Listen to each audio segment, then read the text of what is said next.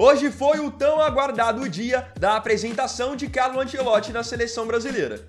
E além da sua apresentação, hoje ele anunciou também os seus primeiros 25 convocados para os próximos jogos das eliminatórias. As escolhas do treinador e algumas novidades estão fazendo com que a lista esteja sendo amplamente repercutida e debatida nas redes sociais.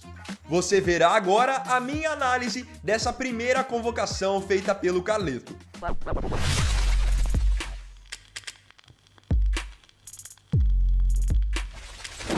Temos um novo treinador. Finalmente, Carlo Ancelotti foi apresentado e fez a sua primeira convocação como o mais novo técnico do Brasil. E essa lista dele de convocados contou com 25 nomes. Lista que foi feita pensando nos próximos 2 desafios da data FIFA de junho, onde no dia 5 o Brasil vai enfrentar o Equador fora de casa e depois no dia 10 enfrenta o Paraguai em casa. O Ancelotti fez a sua primeira lista e uma coisa que eu até já tinha falado na live que eu tinha feito de análise é que dificilmente ele fez a lista sozinho. Claro que algumas pessoas da CBF o ajudaram, principalmente nos nomes do futebol brasileiro. E era uma coisa que eu já imaginava que iria acontecer, porque praticamente até ontem ele estava trabalhando no Real Madrid. Então ele não tinha tempo hábil para poder acompanhar jogo a jogo dos nomes que estavam na pré-lista, ou até então ele mesmo analisar nome a nome. O que ele pôde fazer foi claro, escolher alguns nomes que ele já conhece, nomes com os quais ele já trabalhou, mas muitos nomes da lista tiveram, obviamente, interferência da CBF. Vamos agora analisar nome a nome dos escolhidos dele, e aí depois você pode colocar aqui nos comentários o que você achou da lista também e quem, na sua opinião, ficou faltando e foi deixado de fora. Goleiros. Começando pelos goleiros, não teve muito segredo. Ele convocou Alisson do Liverpool e Bento do Al Nassr. 2 nomes que vocês já estão acostumados a ver na seleção brasileira. A surpresa pintou no terceiro nome, onde muitos acreditavam que ele iria levar o Ederson, goleiro do City, que sempre vai para a seleção, e ele surpreendeu ao convocar Hugo Souza, goleiro do Corinthians, que já vive uma ótima fase, pelo menos desde o segundo semestre do ano passado, e eu particularmente vinha pedindo muito na seleção. Então esses foram os 3 escolhidos dele. O Alisson do Liverpool, que provavelmente vai ser o titular também, nosso goleiro mais bem consolidado e que vem de uma ótima temporada no Liverpool, convocação merecida. Ele convocou o Bento, que não foi bem na última data FIFA sendo titular contra a Argentina. Mas é um goleiro novo, promissor, tá sempre nas convocações e gostei muito do fato de ele ter dado uma oportunidade para o Hugo.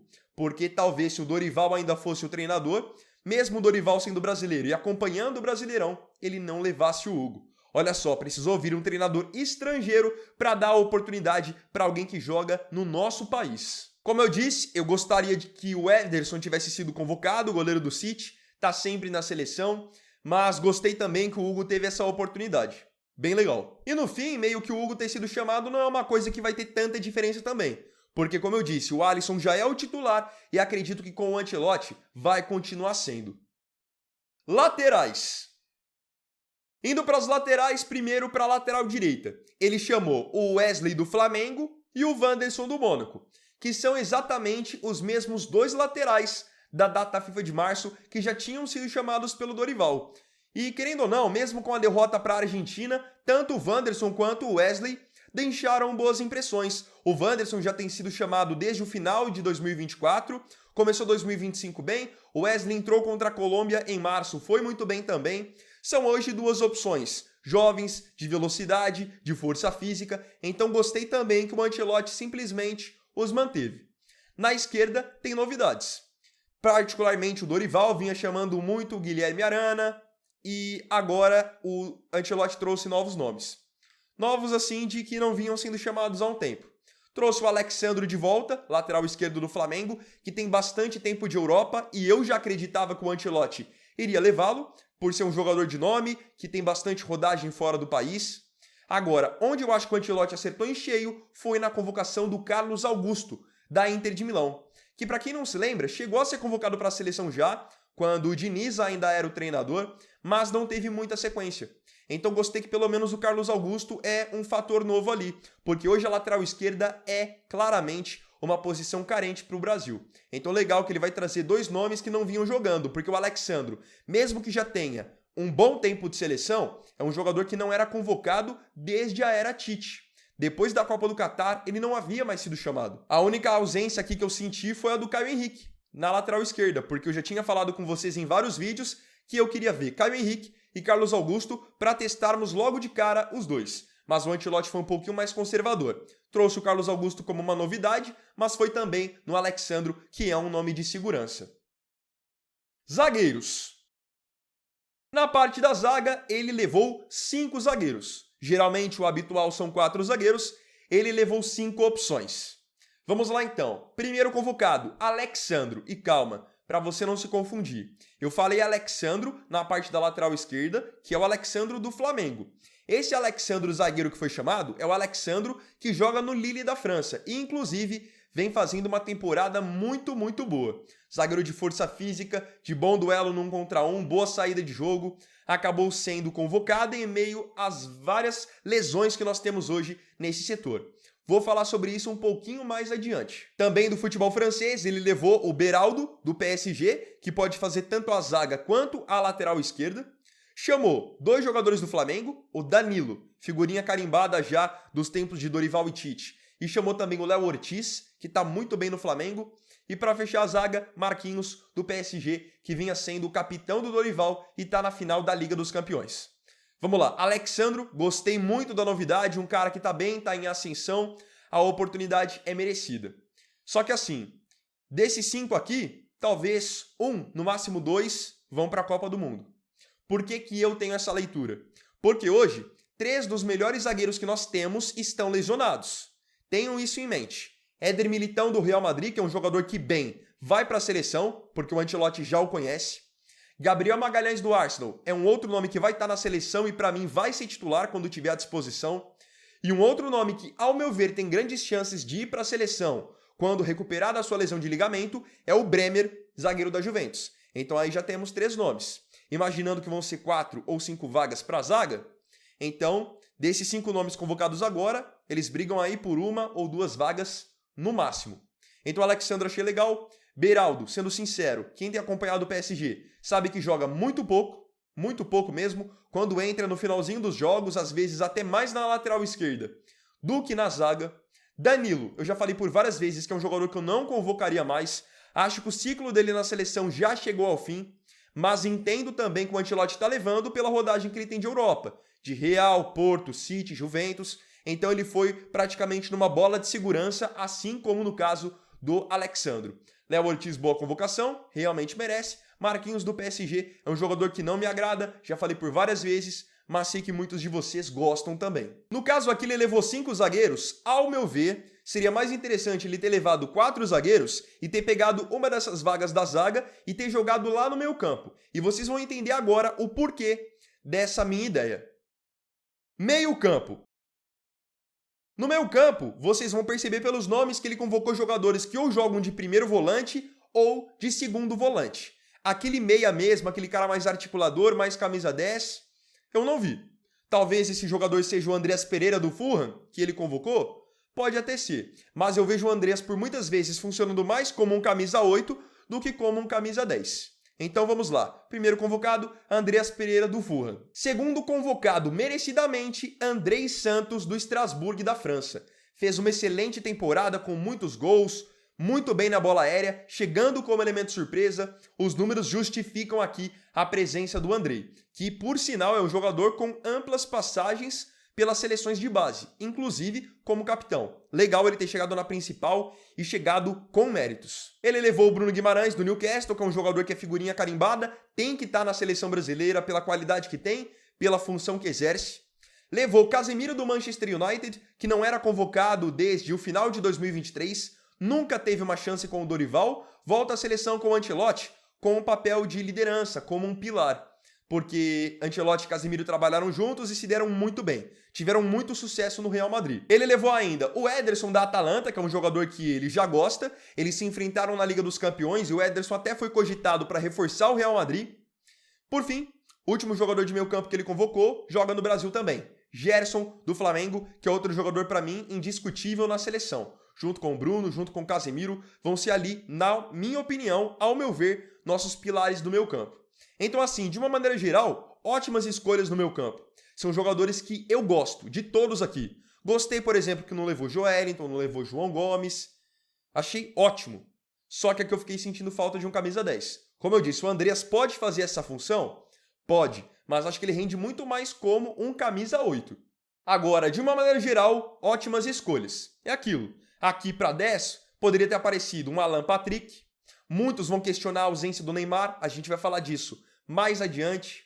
Poderia ter aparecido aqui, de repente, um Oscar do São Paulo, que estava na pré-lista. E não estou dizendo porque são jogadores assim que estão tão em alta. No caso do Alan Patrick, sim, está jogando muito bem. Mas você pega um Neymar e um Oscar, não é nem pelo momento, mas sim pela característica que eles têm. Faria a diferença aqui.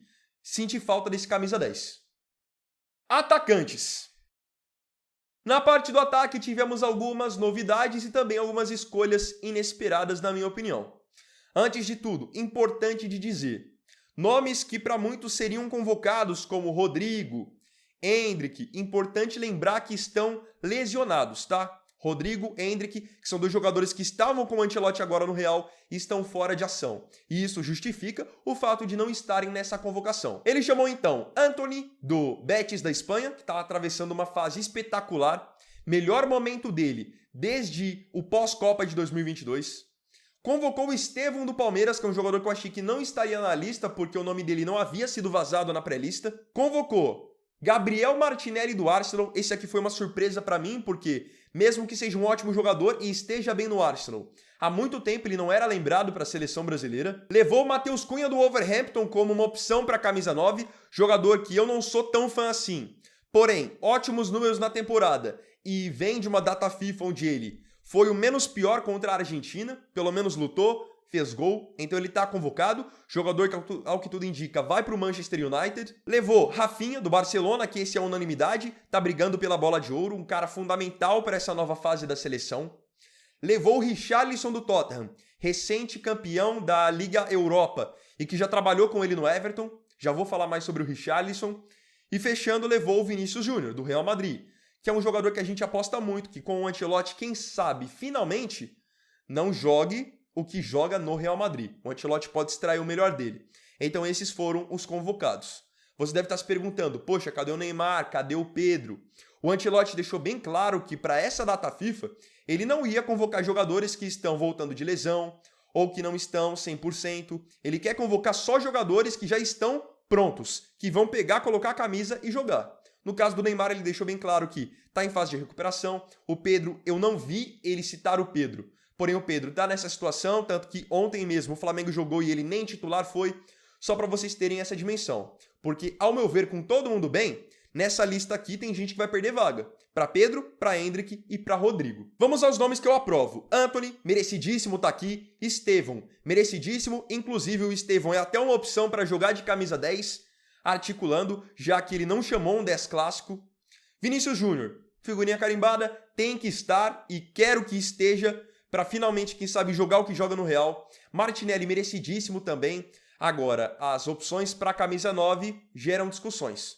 Rafinha, outra unanimidade, já falei. Agora, Matheus Cunha e Richarlison são nomes que levantam dúvidas, é óbvio. Matheus Cunha é um jogador que nunca foi tão consolidado para a seleção brasileira, essa é a grande verdade, tanto que muitos queriam que estivesse na última Copa e não foi convocado. Eu acho que pelo momento ele até merecia estar na lista, até pelas ausências que a gente tem do Endrick e do Pedro. Agora o Richarlison, eu não vejo motivos para ser convocado, além do fato do Ancelotti já ter trabalhado com ele no Everton. Porque se você pega o Richarlison aí nos últimos 2 anos, ele acumula problemas físicos, lesões, problemas psicológicos que ele mesmo admitiu.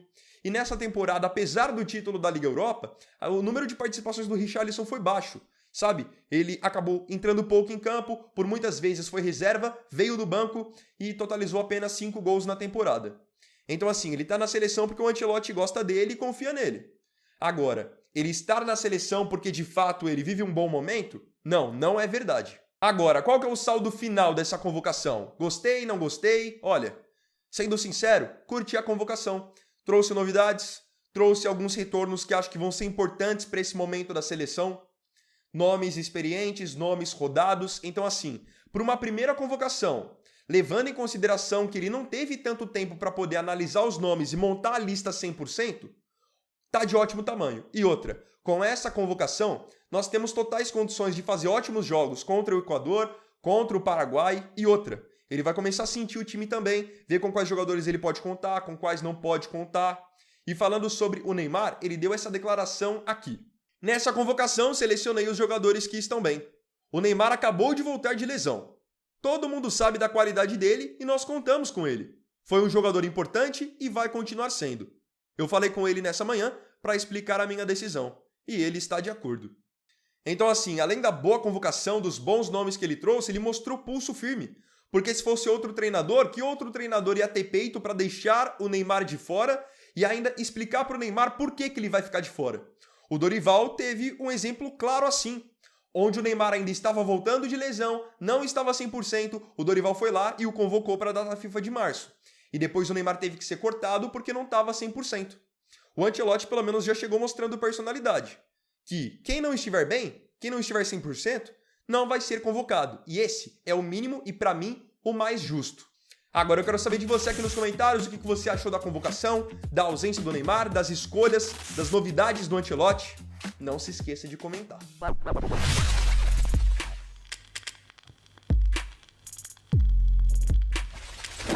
Então, bom, galera, esse vídeo aqui foi o segundo dessa segunda-feira. Eu agradeço profundamente a você pela companhia em mais um vídeo do canal. E não se esqueça, se tiver gostado do vídeo, deixe o seu like, se inscreva no canal, compartilhe, comente e me siga também nas minhas redes sociais. Então é isso, galera. Tamo junto, até amanhã e até o próximo vídeo. Fiquem com Deus. Vini Vaier aqui, valeu, falou e fui!